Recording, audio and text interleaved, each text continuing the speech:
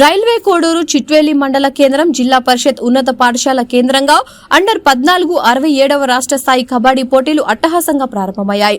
రాష్ట్ర వ్యాయామ విద్యా తనిఖీ అధికారి భానుమూర్తి రాజు, ఉపాధ్యాయ ఎమ్మెల్సీ రామచంద్రారెడ్డి, మాజీ ఉపాధ్యాయ MLC Pocham Reddy Subba Reddy, deputy DEO Varalakshmi తదితరులు జ్యోతి ప్రజ్వలన చేసి జాతీయ జెండా, ఎస్జీఎఫ్ జెండాలను ఎగరవేసి కబడ్డీ ఆటలను ప్రారంభించారు. అనంతరం స్థానిక విద్యార్థులు పలు జానపద సాంస్కృతిక నృత్యాలు నిర్వహించారు. 13 జిల్లాల నుంచి వచ్చిన 26 జట్ల అభ్యర్థులు మార్షల్ నిర్వహించారు. ఈ సందర్భంగా ఉప సర్పంచ్ ఉమామహేశ్వరరెడ్డి మాట్లాడుతూ తొలిసారి చిట్వేలి కేంద్రంగా రాష్ట్ర స్థాయి క్రీడలు నిర్వహించడం ఎంతో గర్వకారణమని, క్రీడా స్ఫూర్తితో ప్రతి విద్యార్థి విజయం సాధించాలని అన్నారు. అలాగే నిర్వహణ అధికారులు కృతజ్ఞతలు తెలిపారు. ఈ కార్యక్రమంలో ప్రధానోపాధ్యాయులు పురుషోత్తం రెడ్డి, అధ్యాపకులు ఎస్ఐ సుభాష్ చంద్ర తదితరులు పాల్గొన్నారు.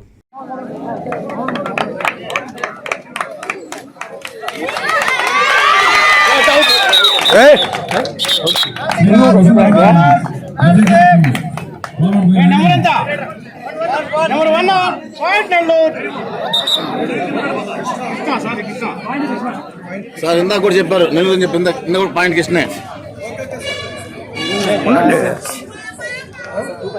2 పాయింట్స్ క్లియర్ చేసి సార్, క్లియర్ చేసి